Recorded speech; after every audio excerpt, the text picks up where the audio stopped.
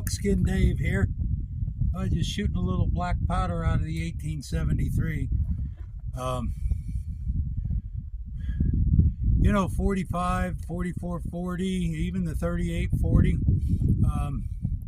Still makes a pretty good deer cartridge, and you know, pistol deer cartridge in these lever guns.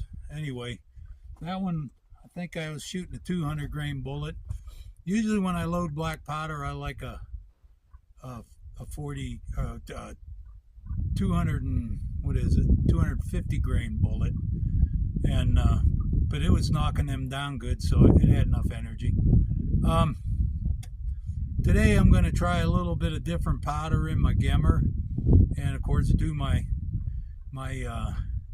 offhand practice and get my shooting arm in shape. So anyway, come on in the shop and let's see what I'm doing today. So anyway, one of the things that I'm doing today, and it's just plain out of just curiosity, I don't know if it's going to make much difference. When I first got my 50 and this 4590, I had a lot of 3F from shooting muzzle loaders and stuff. So that's the powder I used. And when I started shooting the 50 so much, that I still load 3F in the 4590. Last time we shot it, and every time I've been shooting it here lately, it's been a 3F load.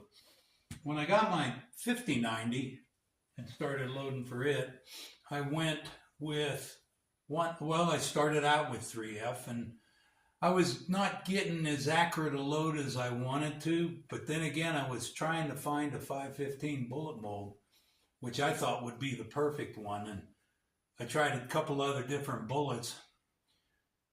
So I bought a pound or two of this 1F, and it's GoX. It's regular GoX.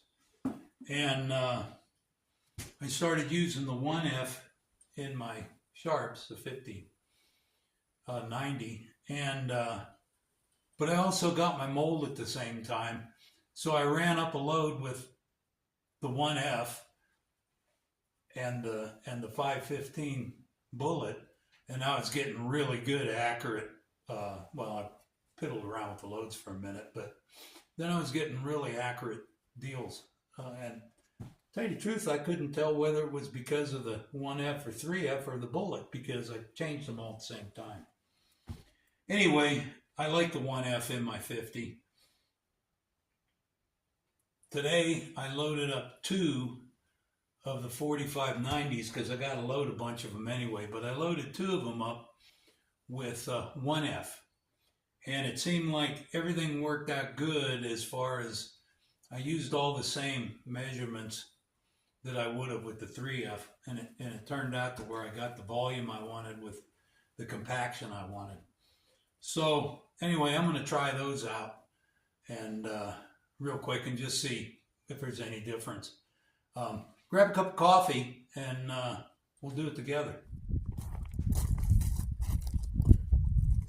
Okay, so I set up the Crony to see how it does with velocity. Let's check her out.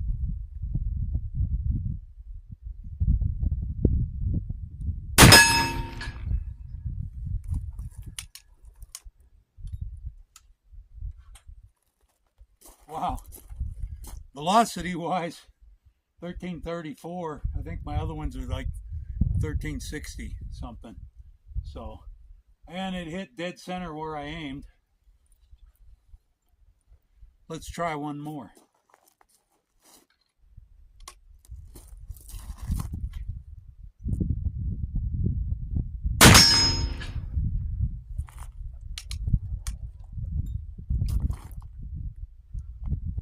That's not bad. The variance is that one's 1330. The round went about the same place on the plate. So consistency, only 4 feet per second difference. So I mean, it's variation. So it's pretty good level wise. Anyway. So I guess it really doesn't matter, whatever I happen to have, 3F, 1F. I haven't tried 2F, but I bet it would be about the same. Anyway, Today I want to talk about some bullet molds a little bit, and really one in particular from the old days. It's an old ideal mold, so let's go in the shop and we'll take a look. So anyway, you guys are going to think I'm crazy. I keep reverting back to this book, but I just like the fact that this book was written back when these things were working, and I've said this before. So some of the stuff in it's really interesting to me. And I was reviewing through the molds.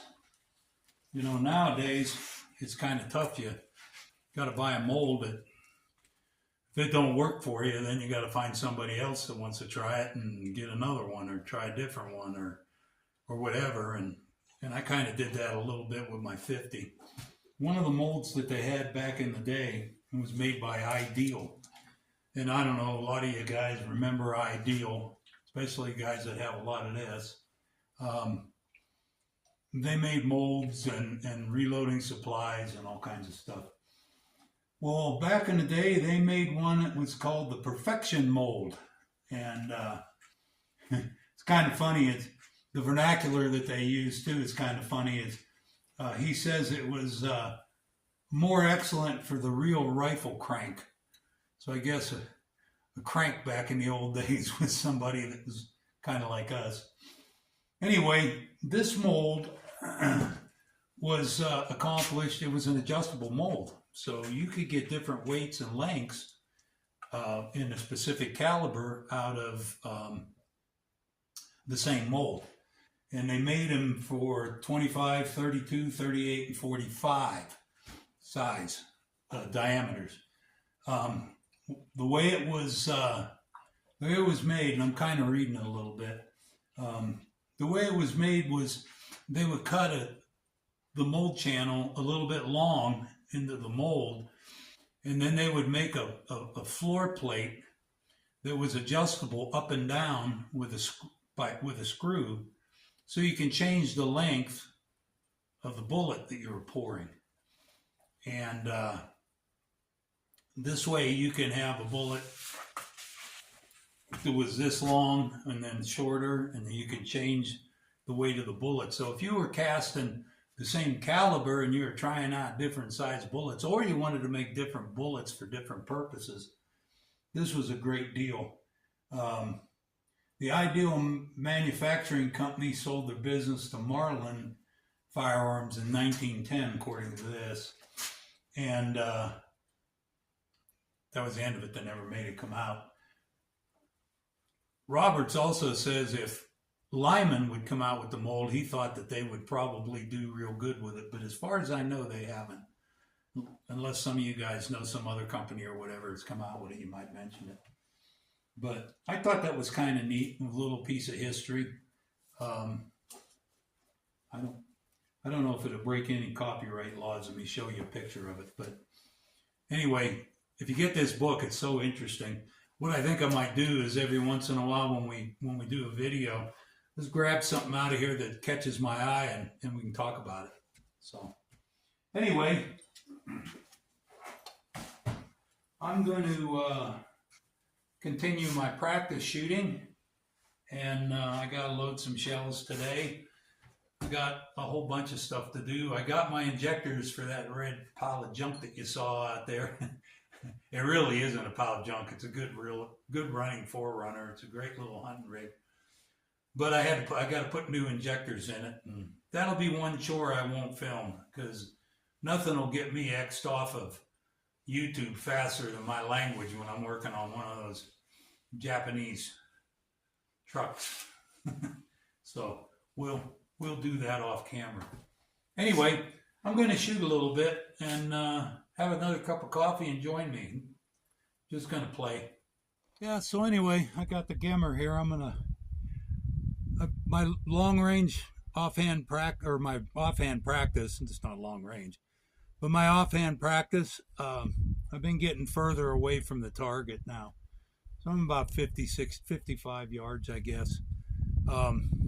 Further away you get, the harder it is to freehand hold it on that target. So I'm going to shoot a few with this, and then I want to shoot a few with the sharps too. So let's start here and see if I can hit them all.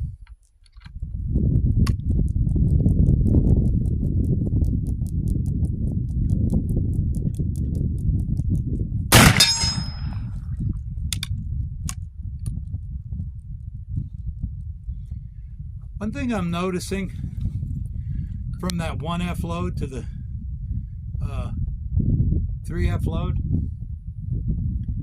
even though the velocity was the same on that 1F load, or just a little less, not much, I noticing that the 3F load has just a little more shoulder pressure than the 1F load, which, I mean, it's not enough to worry about, but it is something that I noticed.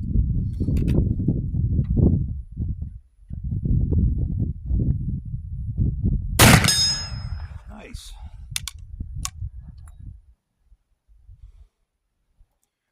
Alrighty then, I'm going to shoot a few more of these, run up the house and get a cup of coffee, and I'll meet you back in the shop.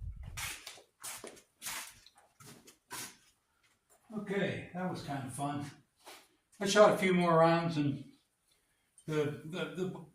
for offhand shooting, you know, the bullet was hitting on that target in here. So we know that it shoots better than that from when we shot rest. But anyway, back to the Ideal. The Ideal company was kind of a kick. They made a lot of stuff, and I have a couple of samples here. This is one of their powder dumps. It's kind of, oh, there we go. It's a little bit tight. I used to use this stuff. When I first started reloading, when I was 18, 20 years old, I started really getting into pistols and stuff. I'd been reloading rifles for quite a while. And my neighbor, his granddad had passed away or whatever, and we talked about shooting a lot and stuff, and he knew I wanted to get into pistols. So anyway, he gave me a bunch of stuff, and mostly they shot 38 special at that time. So he gave me a 38 special mold, and then he gave me some bullets that are already cast. If I remember correctly, I don't have all of that stuff. I think he gave me a mold, like a mold to cast. But then he gave me this for powder, and he also gave me this thing, which is a lube pump and sizer. And it has a deal so you can hook it onto the bench. And it takes all of the same sizing stuff that we use now, the different sizers, the different, you know. It's funny when I go back, makes me, I don't know if it's funny or if it's sad, but I go back to all this stuff that's written way back in the old days, and I'm still using some of the stuff that they're talking about here. I don't know about that. I don't know if that's a good thing or not. All right, here we go. Always remember your ear protection and your eye protection, guys.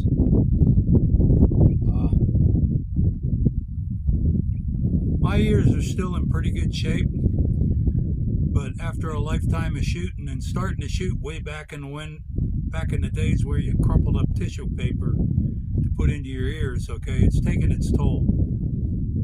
Use the best hearing protection that you can, or some hearing protection anyway. Black powder, I don't worry about it so much because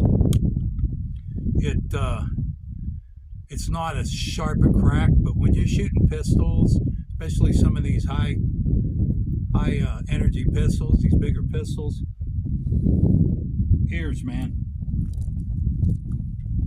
All right, so this is the 50-90, 515 grain bullets, black powder, 1F, and it's a duplex load.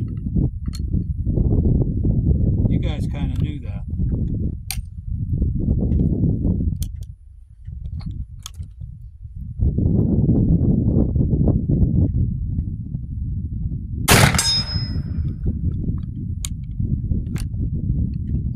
Nice.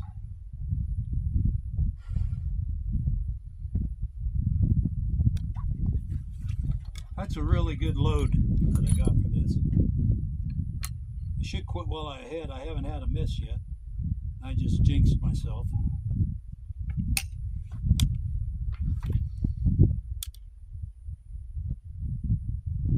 The sight black came off of that post sight, and it's kind of a little bit difficult to see it in this bright sun.